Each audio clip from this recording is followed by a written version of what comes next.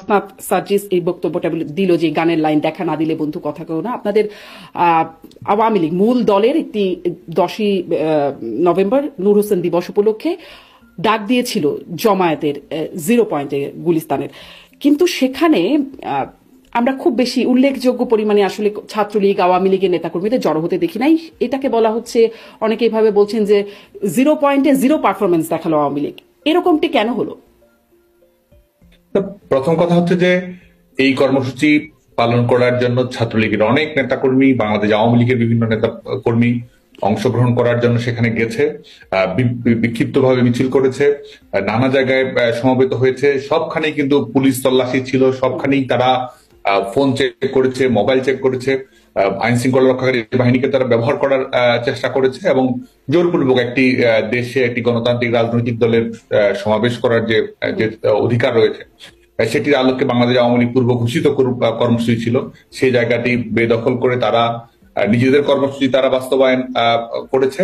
এবং আমরা মনে করি যে এটি আমাদের গণতন্ত্র পুনরুদ্ধারের যে আন্দোলন, সে আন্দোলনের একটি যাত্রা ছিল।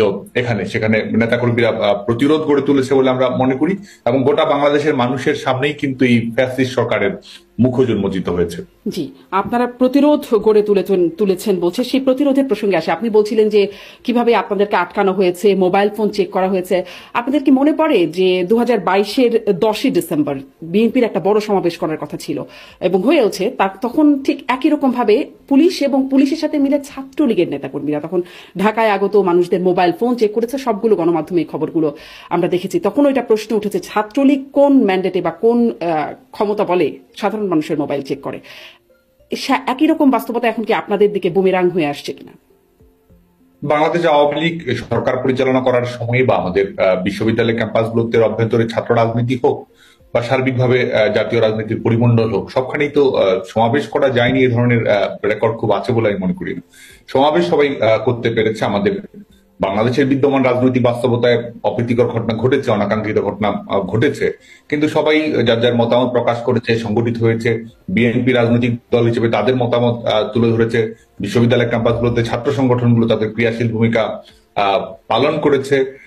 সংসদীয় রাজনীতি, রাজপথের রাজনীতি দুটোই তো চলমান ছিল। আর আজকে কি সেই বাস্তবতা রয়েছে যেখানে এক ধরনের সমাবেশ করার সুযোগ, তাদের মতামত প্রকাশ করার সুযোগ, কিংবা এই ফ্যাসিস্ট সরকারের বয়ানের বাইরে গিয়ে নিজস্ব মতামত বলার সুযোগ, সেই বাস্তবতা তো বাংলাদেশে নেই, বরং দুটোর মধ্যে আকাশ পাতাল ফারাক বলে মনে করি। আপনি মনে করছেন আকাশ পাতাল ফারাক, কিন্তু যারা সেই সময় আসলে সেটা ফেস করেছে তারা আসলে আকাশ পাতাল মনে করছেন কিনা এটা হয়তো আমি তাদেরকে জিজ্ঞাসা করবো কখনো।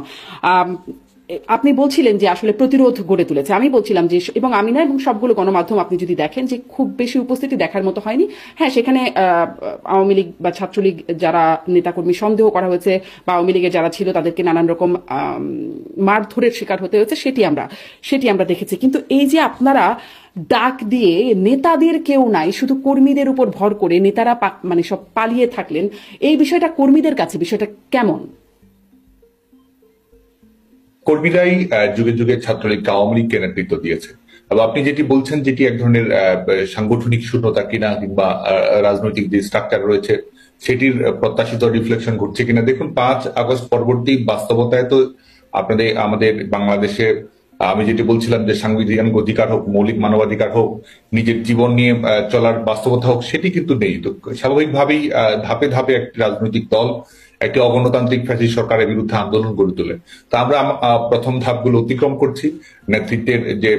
নেতৃত্বের সংযোগ তো অবশ্যই রয়েছে এবং সেটির মাধ্যমে তো এই কর্মকাণ্ডগুলো পরিচালিত হচ্ছে, কোনো না কোনো ভাবে, কোনো না কোনো পর্যায়ে তো এটি সংগঠিত হচ্ছে এবং সেটির আলোকেই তো আমাদের এই কর্মসূচিগুলো সাফল্যমণ্ডিত হচ্ছে। একই সঙ্গে আমরা এটিও দৃঢ়ভাবে বিশ্বাস করি যে আমাদের গোটা বাংলাদেশে গ্রামে গঞ্জে মফস্বলে যেসব নেতাকর্মীরা রয়েছে তারা, আমরা সবসময় বলেছি, তারাই সংগঠনের প্রাণ, তারাই সংগঠনের মূল নেতৃত্ব দেয় এবং তারাই সংগঠনের পথ নির্দেশ করে। যে সাংগঠনিক যে ধারাবাহিকতার ক্ষেত্রে বা সাংগঠনিক কাঠামোর ক্ষেত্রে যে শূন্যতা রয়েছে বলে বাইরে দৃশ্যমান হচ্ছে, সেটিও ক্রমান্বয়ে কেটে যাবে বলছেন। নেতৃত্বের সংযোগ তো নিশ্চয়ই আছে, আপনি বলছেন সেই নেতৃত্বের সংযোগের জায়গায় একটু জানতে চাই। আমরা দেখেছি যে সাবেক প্রধানমন্ত্রী আপনাদের দলের নেত্রী শেখ হাসিনা তার কিছু ফোন আলাপ ফাঁস হচ্ছে এবং সেই ফোন আলাপের মধ্যেও এই সংযোগের জায়গাটা আমরা দেখেছি। যাই হোক, আমি সেই সংযোগের জায়গাটা কিন্তু পরে আসি। প্রথমে একটু যদি মানে আপনার কাছ থেকে জানতে চাই, স্পষ্ট হতে চাই যে তার যে ফোন আলাপগুলো লিক হচ্ছে, এগুলো কি আসলে লিক হচ্ছে অনুচিত ভাবে কেউ লিক করে দিচ্ছে, বিষয়টা কি এরকম, নাকি আসলে শেখ হাসিনা নিজেই লিক করছেন বা চাচ্ছেন বলেই লিক হচ্ছে, নাকি এআই দিয়ে? আপনারা আসলে কি জানেন?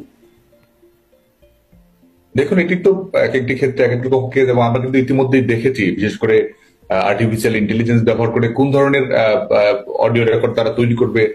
এই সরকারের নিজস্ব প্রয়োজনই, অবৈধ সরকার নিজস্ব প্রয়োজনই কিন্তু বিভিন্ন ধরনের অডিও রেকর্ড ছড়ানো, বিভিন্ন ধরনের গুজব ছড়ানো, মানুষের জনমতকে বিভ্রান্ত করা, এই ঘটনাগুলো কিন্তু অহরহই ঘটাচ্ছে। যে কারণে তারাই আসলে বলতে পারবে যে তারা কোন উদ্দেশ্য করছে, কেন করছে, সেটি তারাই বলতে মানে পারবে। কে করছে?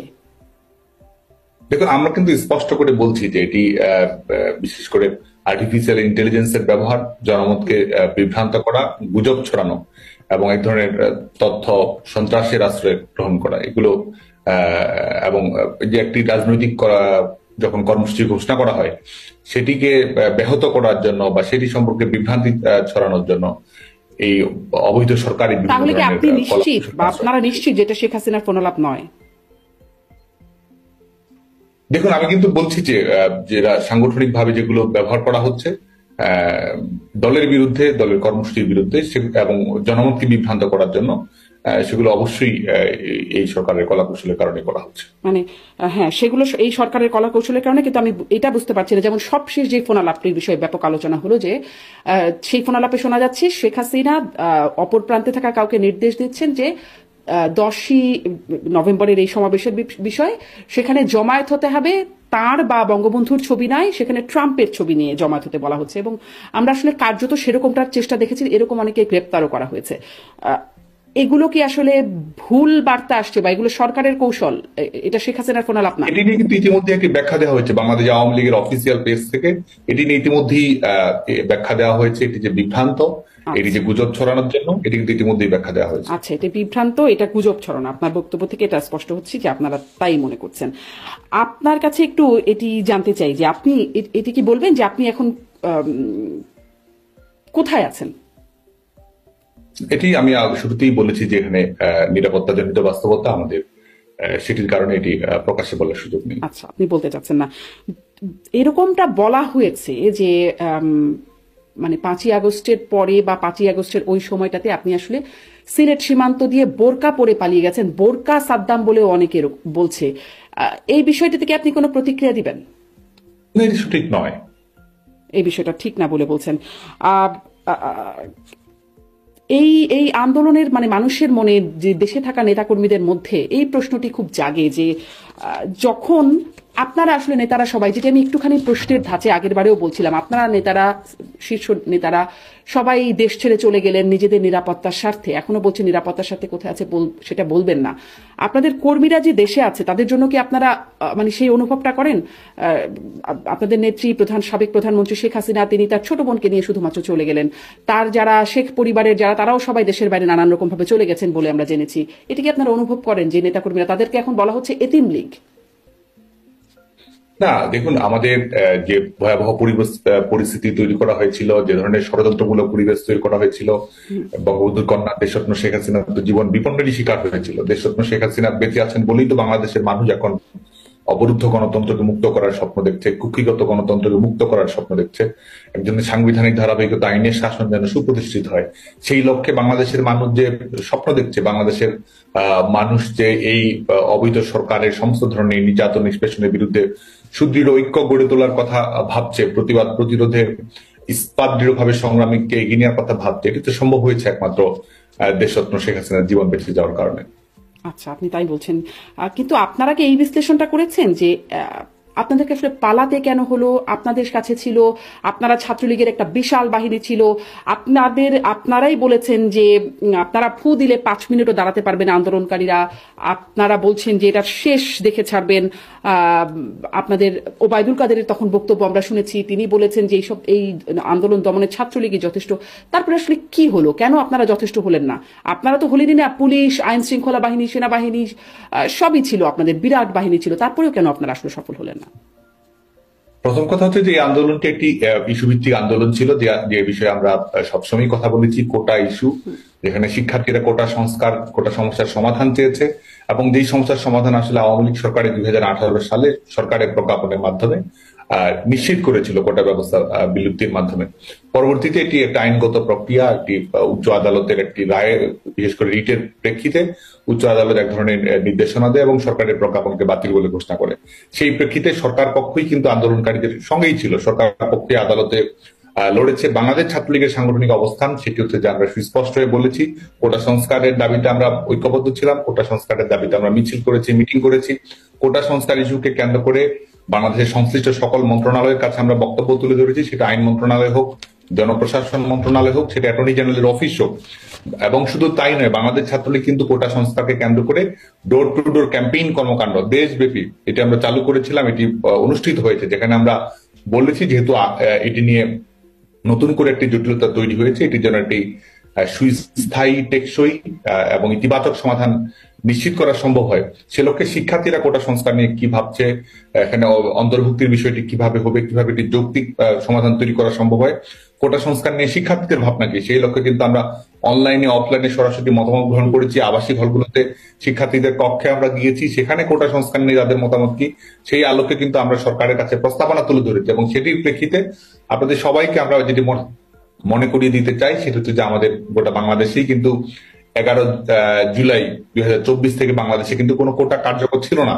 যখন হাইকোর্টের রায়ের উপরে যখন স্ট্যাটাস কো প্রদান করা হয়, স্থিতাবস্থা প্রদান করা হয়, প্রকৃতার্থে বাংলাদেশে 11 জুলাই 2024 পরে কোনো কোটা কার্যকর ছিল না। 2018 সালের প্রজ্ঞাপন 2024 সালের 11 জুলাই থেকে কিন্তু পুনর্বহাল হয়। সে কারণে কিন্তু এটি সুস্পষ্ট যে আন্দোলনের যে সফলতা, এই আন্দোলনের যে হ্যাপি এন্ডিং হওয়ার কথা ছিল, এই আন্দোলনের যে এক্সিট হওয়ার কথা ছিল, সেটা কিন্তু 2024 সালের 11 জুলাইয়ের মধ্যে এটি সমাপ্ত হওয়ার কথা ছিল, কারণ শিক্ষার্থীদের ইস্যু ভিত্তিক সমস্যার সমাধান হয়েছে।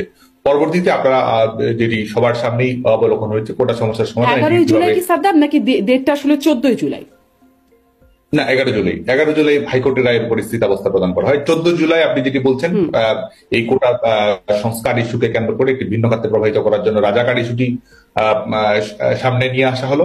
এবং আপনি দেখবেন যে 1 থেকে 14 তারিখ গোটা বাংলাদেশে কিন্তু রাজাকার ইস্যুটা সামনে আসলে কে নিয়ে আসলো? হ্যাঁ, এটি তো ইতিমধ্যেই সবার কাছেই পরিষ্কার, বিশেষ করে বাংলাদেশের ছাত্র সমাজের কাছে এটি পরিষ্কার কিভাবে বঙ্গবন্ধু কন্যা দেশরত্ন শেখ হাসিনার বক্তব্যকে বিকৃত করা হয়েছে, বিভ্রান্তি ছড়ানো হয়েছে, এবং আন্দোলনকারীদের দিকে আন্দোলনকারীদের উস্কে দেওয়ার জন্য এই পরিবেশ পরিস্থিতি তৈরি করা হয়েছে 14 জুলাই বাংলাদেশের বিভিন্ন শিক্ষা প্রতিষ্ঠানে। এবং যারা আজকে তাদের মুখোশ উন্মোচিত করছে, তারা তাদের রাজনৈতিক পরিচয় সামনে নিয়ে আসছে, তখন তারা তাদের অরাজনৈতিক পরিচয় ছিল, এবং সেটির মাধ্যমে তারা এই রাজাকারের রাজনীতিকে এক ধরনের বৈধতা প্রদান করা, এক ধরনের উস্কানিমূলক পরিবেশ তৈরি করা, এবং একটি শান্তিপূর্ণ পরিবেশ পরিস্থিতিকে একটি ভিন্ন খাতে